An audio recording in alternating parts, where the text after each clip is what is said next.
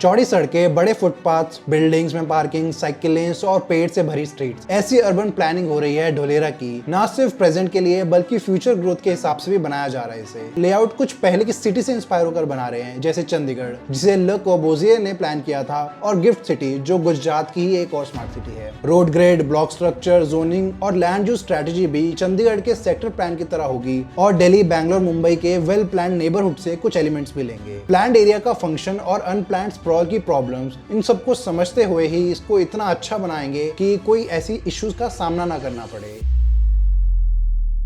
ढोलेरा के बारे में तो हमने पहले भी बात की है, लेकिन उसकी टाउन प्लानिंग और अर्बन लेआउट का ज्यादा जिक्र नहीं हुआ। बिल्कुल स्क्रैच से डिजाइन करने का फायदा यही है कि इसका डिजाइन अथॉरिटीज सही से कर सकती हैं। दूसरे सिटीज जहां ऑर्गेनिक डेवलपमेंट हुई है, उनके सारे इश्यूज को इसमें एड्रेस कर सकते हैं शुरुआत से ही। इसलिए इसका लेआउट भी दुनिया के दूसरे मशहूर शहरों की तरह ही ग्रिड पैटर्न पर आधारित होगा, स्ट्रेट रोड्स, बड़े चौराहों के साथ। इसमें ये आर्टीरियल रोड्स इस्तेमाल करेंगे, जिसमें हर एक स्क्वायर एरिया एक अलग सेक्टर बनाएगा। लोग को एक सेक्टर से दूसरे में जाने के लिए इन्हीं मेन रोड्स या आर्टीरियल्स का इस्तेमाल करना पड़ेगा। फिर इसके अंदर जाने के लिए कलेक्टर रोड्स का। ये कलेक्टर इन सेक्टर की मेन रोड की तरह काम करेंगी, मेजर कमर्शियल, इंस्टीट्यूशनल और दूसरी मोस्टली पब्लिक जोनिंग के साथ। फिर लोकल रोड्स लेकर लोग रेजिडेंशियल एरियाज में जा सकेंगे। ये जो तीन टाइप की रोड्स होती हैं, आर्टीरियल, कलेक्टर और लोकल, काफी जरूरी हो जाती है यहाँ ट्रैफिक को सेपरेट रखने में एक दूसरे से, और ऑर्गेनाइज रखने के लिए, जिसे दोहराया जा सकता है अलग अलग सेक्टर्स में भी। दोबारा डिजाइन नहीं करने पड़ेगा हर सेक्टर को। इससे वो पैसे और टाइम तो बचा पाएंगे, मगर इसका एक नेगेटिव पॉइंट होता है कि ये रेपिटेटिव हो जाता है, बार बार हर सेक्टर में सेम चीज दिखती है अगर उसमें कुछ यूनिक ना हो तो। ढोलेरा में कुछ सेक्टर्स पूरी तरह हैवी इंडस्ट्रीज के लिए भी रखेंगे वो, क्योंकि उसमें रेजिडेंशियल अलाउ नहीं कर सकते, इनकन्वीनियंस और ट्रैफिक होता है उससे। इन्हीं स्पेशल टाउन प्लानिंग स्कीम्स के तहत ढोलेरा को 6 स्कीम्स TP1 से TP6 में बांटा गया है, स्पेशलाइजेशंस के साथ। चंडीगढ़ से फर्क बस इतना है कि ढोलेरा में शुरुआत से ही नई मॉडर्न टेक्नोलॉजी इस्तेमाल होगी, जो पूरे इंडस्ट्रियल एरिया को भी लाभ पहुंचाएगी। कुछ लोग और बिजनेसेस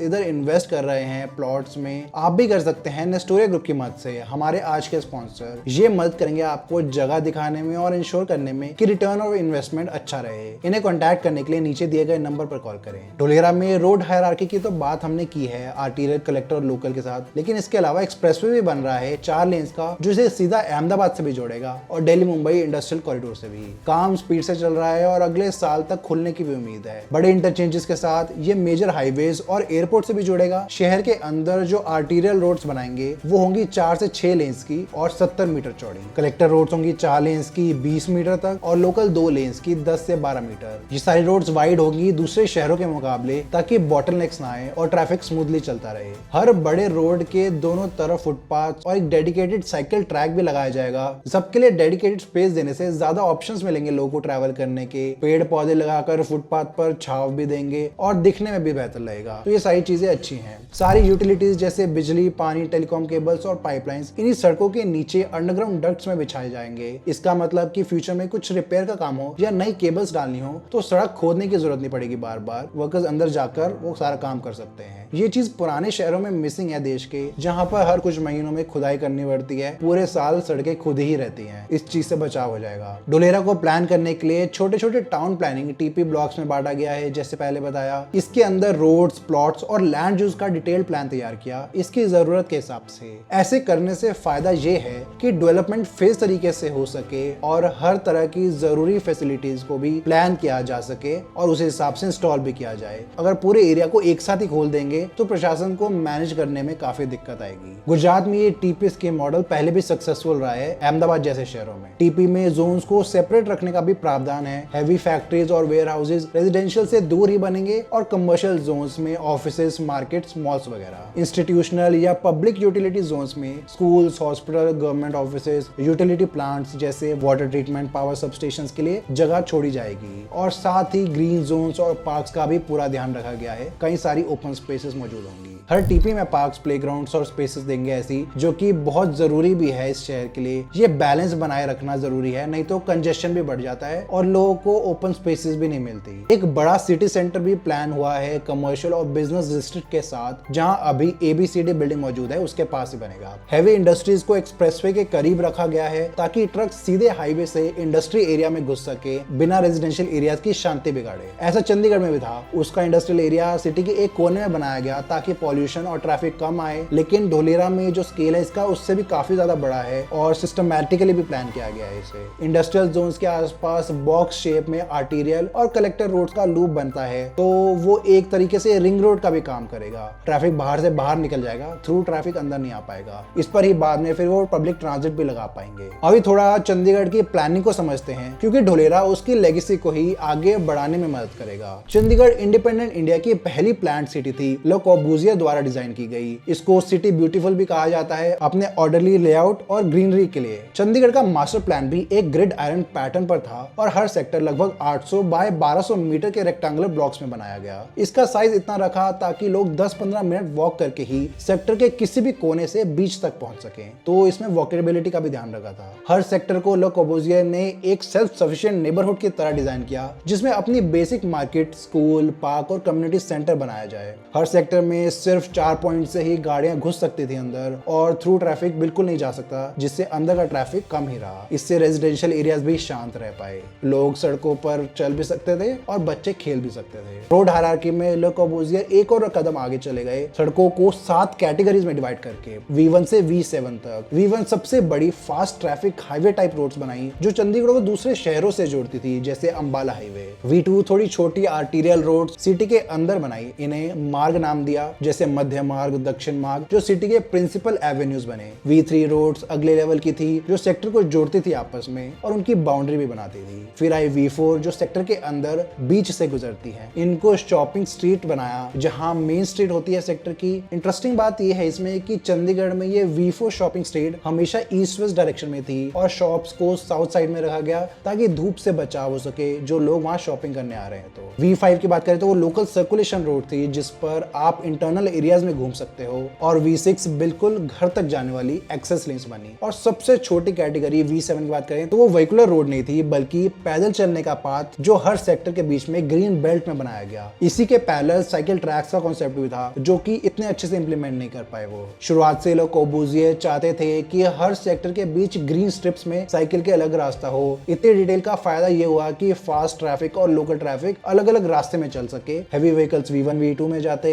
सेक्टर के अंदर सिर्फ लोकल ही जा सकते। चंडीगढ़ में government offices sector 1 north and में बनाए, बिल्कुल सिटी सेंटर सेक्टर 17 में बिल्कुल बीच में, और इंडस्ट्रियल एरिया साउथ ईस्ट किनारे में। इसके अलावा यूनिवर्सिटी और इंस्टीट्यूशन सेक्टर 14 से 25 के बीच। गार्डन सिटी फील देने के कई ओपन स्पेसेस बनाए। ईस्टर्न साइड पर सुखना लेक और रॉ गार्डन इधर काफी पॉपुलर जगह हैं, दूर दूर से लोग आते हैं इधर। चंडीगढ़ इसलिए खुला खुला और हरा भरा लगता है, तभी लोग इसको one of the most organised city भी कहते हैं देश में। आज से 60 साल पहले इतनी ग्रीनरी और ओपन स्पेस प्लान करना एक विजनरी बात थी अपने आप में। इसी वजह से ये काफी समय तक लिवेबल और ऑर्डरली रहा। मगर क्योंकि रिसेंटली कार्स काफी बढ़ गई हैं इधर, तो ट्रैफिक में भी उछाल देखने को मिला है, जो पहले इतना नहीं देखने को मिलता था। इसको सॉल्व करने के लिए प्रशासन अब फ्लाईओवर्स, मेट्रोज और दूसरे ट्रांजिट ऑप्शंस को भी इवैल्यूएट करने लगी है, क्योंकि मेरे हिसाब से चंडीगढ़ अभी भी बहुत ज्यादा कार सेंट्रिक है। इसे और पब्लिक ट्रांजिट को बढ़ावा देना चाहिए। अब सवाल उठता है कि ढोलेरा ने इन प्लानिंग फंडामेंटल्स को कैसे अपनाया और इंप्रूव करने की कोशिश की अपने बड़े स्केल के हिसाब से।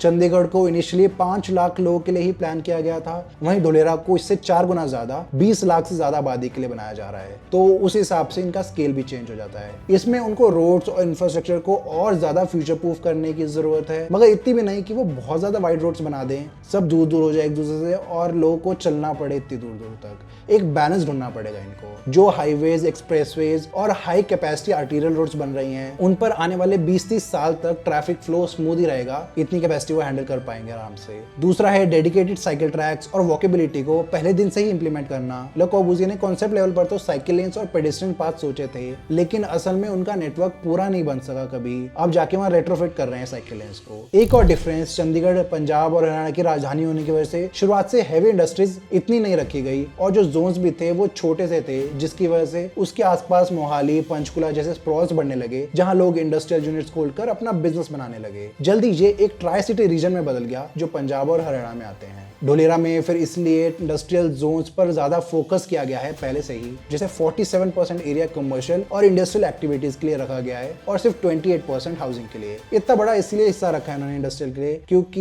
ये चाहते हैं कि स्टार्टिंग से इकोनॉमिक ग्रोथ बढ़े और लोग आए धीरे धीरे रहने के लिए, जिनके लिए बाद में और रेजिडेंस बना सकते हैं वो। इससे हम देख सकते हैं कि ढोलेरा में प्लानर्स कोशिश कर रहे हैं कि जो भी अच्छी चीज है वो चंडीगढ़ से या दूसरी प्लांट सिटी से वो अडॉप्ट करें और कुछ कमियां जो दिखती हैं नई टेक्नोलॉजी और आइडिया से इंप्रूव कर सकें उस पर। इससे ये अपने आप में एक नया मॉडल बन जाएगा फ्यूचर की सिटीज के लिए। अगर हम पुरानी मेजर सिटीज की बात करें तो उनमें भी नए नेबरहुड्स और लोकेलिटीज को अच्छे से प्लान किया जाता है आजकल, ग्रिड पैटर्न और रोड हायरार्की के साथ। ऐसा एक एग्जांपल है दिल्ली का द्वारका और लुटियंस दिल्ली वाला एरिया। ये दोनों प्लांट जोन्स के बेहतरीन एग्जांपल हैं। द्वारका एक प्लांट सब सिटी है साउथ वेस्ट दिल्ली में, जिसे डीडीए ने सेक्टर्स में बांट कर डेवलप किया। चौड़ी सड़कें, मार्केट्स और पार्क्स ने द्वारका को रिलेटिवली ऑर्गेनाइज बनाया और ओपन एरियाज भी काफी हैं और काफी खुला भी। इसी तरह लुटियंस दिल्ली या न्यू दिल्ली ब्रिटिश एरा की प्लानिंग का नमूना है। सीधा और डायगोनल रोड्स एक हेक्सागन पैटर्न में बना हुआ है, ओपन ग्रीन स्पेसेस और काफी सारे गोल चक्कर के साथ। इतना वेल प्लान्ड और खुला है ये 100 साल बाद भी कि ट्रैफिक ज्यादातर स्मूथ ही रहता है इधर। इनका कंट्रास्ट दिखता है दिल्ली के अनप्लान्ड पुराने इलाकों में, जैसे पुरानी दिल्ली की तंग गलियां और घनी आबादी। हर रोज ट्रैफिक जैम्स, फुटपाथ की कमी और बिजली के तार इधर उधर लटकते हुए नजर आते हैं, जो कि बिल्कुल अच्छी फील नहीं देता। कहीं अनऑर्गेनाइज कॉलोनीज में भी ये हाल है, ना प्रॉपर पार्किंग स्पेस है, ना ही सीवर लाइंस, जिसे बेसिक एमिनिटीज भी नहीं है लाखों लोगों के पास। बार बार खुदाई करनी पड़ती है और बारिशों में पानी इतना ऊपर भर जाता है। नतीजा कंजेशन और क्वालिटी ऑफ लाइफ पर बुरा असर। कंजेशन की बात करें तो बैंगलोर का नाम तो आएगा ही। इसके कई नए एरियाज इतनी बुरी हालत में डिजाइन है कि इसका नाम दुनिया की सबसे स्लोएस्ट सिटीज में आता है। इसके ऊपर मैंने पूरी वीडियो बनाई है, देखने के लिए आई बटन पर क्लिक करें। मगर इन अनप्लान्ड सरजापुर रोड, बेलंदुर जैसे एरियाज के अलावा कुछ वेल प्लान्ड नेबरहुड भी मौजूद हैं इधर, जैसे जयनगर, जेपी नगर, एचएसआर वगैरह। जयनगर को अक्सर पहला प्लान रेजिडेंशियल लेआउट माना जाता है, ना सिर्फ बैंगलोर में बल्कि पूरे देश में भी। इंडिपेंडेंस के तुरंत बाद डेवलप हुआ था ये 1950s में। ग्रिड पैटर्न पर ब्लॉक्स डिजाइन किए, हर ब्लॉक के आसपास पार्क्स और मार्केट्स, खुली सड़कें, हर तरफ पेड़ पौधे, ये सब एक सिस्टमैटिक प्लानिंग का एहसास दिलाते हैं। इसी तरह नई जनरेशन का प्लान्ड एरिया है एचएसआर लेआउट, जिसे 1980s के दौरान डेवलप किया गया जब सिटी ग्रोथ पकड़ रही थी। एचएसआर की फुल फॉर्म ये है होसुर सरजापुर रोड लेआउट, यानी इन दोनों के बीच का जो एरिया अनडेवलप्ड था उसको एचएसआर बनाया गया। यहाँ भी सारे वही फीचर्स देखने को मिलते हैं जो जयनगर में दिखते हैं। रोड नेटवर्क भी काफी सिस्टमैटिक है, नॉर्थ साउथ रोड मेन है और ईस्ट वेस्ट क्रॉस रोड, जिससे नेविगेशन भी आसान हो जाता है इधर। इनके मुकाबले सिटी मार्केट्स और मैजेस्टिक जैसे पुराने सेंट्रल एरियाज कॉलोनियल टाइम से और उससे भी पुराने हैं, तो पतली सड़कें हैं काफी जो आज के ट्रैफिक लोड को झेल नहीं सकती। यूटिलिटीज भी बार बार सड़कें खोद कर डालनी पड़ती हैं। वैसे ही आउटर बेंगलुरु के कुछ सबर्ब्स हैं जैसे सरजापुर रोड, बेलंदुर, जहां प्लानिंग से पहले ही लोग बस गए, वहां भी वाटर, ड्रेनेज, रोड वेट जैसी चीजों से लोग जूझते रहते हैं। बेलंदुर और इन एरियाज में सिर्फ आउटर रिंग रोड ही है मेजर कनेक्टिंग पॉइंट, जो दूसरे नेबरहुड से उनको कनेक्ट करता है। काफी बड़ा चौक पॉइंट है यहाँ का। मुंबई को देखिए तो उसका सदर्न पार्ट है, वो ब्रिटिश आर्किटेक्चर की याद दिलाता है। कॉलोनियल टाइम्स में प्लान किया था इसे चर्च गेट, मरीन ड्राइव रिक्लेमेशन को, लेकिन जैसे तेजी से ग्रोथ हुई उसके साथ ही हर जगह बिल्डिंग्स खड़ी होने लगी और पब्लिक इंफ्रास्ट्रक्चर पिछड़ता गया।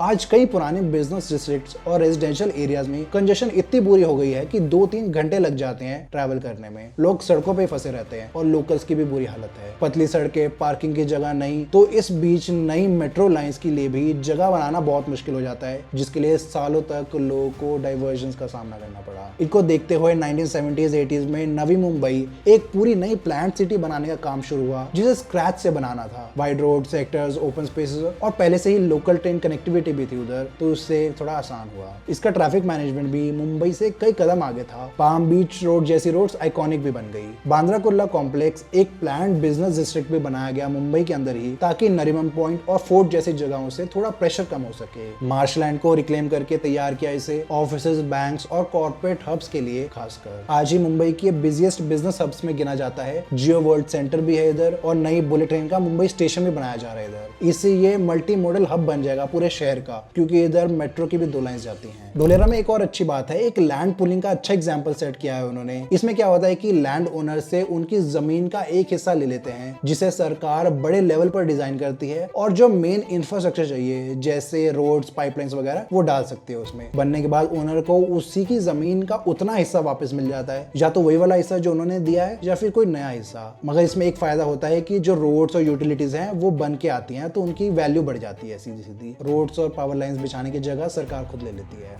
इससे दो चीजें होती हैं, एक तो बिना जबरदस्ती किए और बहुत ज्यादा खर्चा किए सरकार को बड़ा लैंड मिल जाता है जिसमें वो प्लानिंग और डेवलपमेंट कर सके। दूसरा, जमीन मालिक भी स्टेक होल्डर बन जाता है इसमें, जिनको अपनी जमीन का फायदा आगे मिलकर और ज्यादा मिलेगा। रेट्स भी बढ़ जाएंगे मार्केट में क्योंकि यूटिलिटीज अब सारी बन गई हैं। इससे अनप्लान्ड सिटीज की लैंड एक्विजिशन वाली परेशानी से बचा जा सकता है और ऑर्गेनाइज्ड लेआउट भी तैयार हो जाता है, क्योंकि इसके बिना तो डेवलपर्स को जहां लैंड मिलता है वो वहां बिल्डिंग्स बना देते हैं, जिससे ये बेसिक इंफ्रा वाली चीजें छूट जाती हैं और हमें बैंगलोर के साउथ ईस्टर्न एरिया जैसा ट्रैफिक देखने को मिल जाता है। सरजापुर भी ऐसा ही एरिया है जहां लोगों को जगह मिली वहां उन्होंने बिल्डिंग्स बना दी और रोड कनेक्शन बिल्कुल पुअर है। तो ये ढोलेरा का लैंड पूलिंग अच्छा आइडिया है टाउन प्लानिंग के लिए। ऐसा दूसरे शहरों में भी इंप्लीमेंट करना चाहिए। अगर आप भी ढोलेरा में इन्वेस्ट करना मिस आउट नहीं करना चाहते तो नीचे डिस्क्रिप्शन में दिए गए नंबर पर कॉल करें। नेस्टोरिया ग्रुप आपको मदद करेंगे इसमें और आपका रिटर्न ऑन इन्वेस्टमेंट भी बढ़ाने की कोशिश करेंगे। उनकी वेबसाइट पर भी जो प्रोजेक्ट चल रहे हैं वो चेक कर सकते हैं आप। ऐसी और वीडियोस देखने के लिए सब्सक्राइब करें। धन्यवाद।